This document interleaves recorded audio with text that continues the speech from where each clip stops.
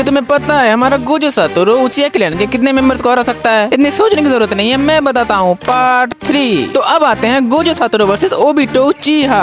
तो सबसे पहले बात करते हैं ओबिटो उचिहा की। ओबिटो यूज करता है कामुई, जो कि एक स्पेस टाइम निंजुत्सु है। इससे वो अपने बॉडी को अनटचेबल बना सकता है, मतलब कोई भी अटैक करोगे वो सीधा उसके आर पार से निकल जाएगा। प्लस टेलीपोर्टेशन, एक ही पल में दूसरे डायमेंशन में टेलीपोर्ट हो सकता है और अपने एनिमे को भी दूसरे डायमेंशन में टेलीपोर्ट कर सकता है। और शारिंगन प्लस रेनेगन के साथ हाई लेवल गेंजुत्सु तो कर ही सकता है, प्लस और जबरदस्त चाकरा कंट्रोल भी कर सकता है। और बात करें ओबिटो के टेंटेल फॉर्म की, इस फॉर्म में लगभग वो एक इमॉर्टल बन जाता है, बहुत तेज रीजनरेशन के साथ ड्यूरेबिलिटी लाइक गॉड लेवल। सीधी बात, इस फॉर्म में ओबिटो को हिट करना ही एक बहुत बड़ा चैलेंज है। तो अब बात करते हैं गोजो सातोरू की। गोजो यूज करता है लिमिटलेस प्लस 6 आइज, जिससे कोई भी अटैक उसे टच ही नहीं कर सकता, और 6 आइज जिससे वो परफेक्ट कर्सन एनर्जी को कंट्रोल कर सकता है। और उसका रेट जो दिखने में तो बहुत छोटी होती है बट बहुत बड़ा ब्लास्ट करती है। और इसका अपोजिट ब्लू जो अपने आसपास की हर एक चीज को अपने तरफ खींच लेती है। प्लस इन दोनों को मिला के बनता है हॉलो पर्पल, जो अपने आसपास की हर एक चीज को मिटाती हुई चली जाती है एंड लास्ट में जाके एक जोरदार ब्लास्ट भी करती है। और उस ब्लास्ट की चपेट में अगर कोई आ गया तो वो लगभग खत्म ही हो जाएगा।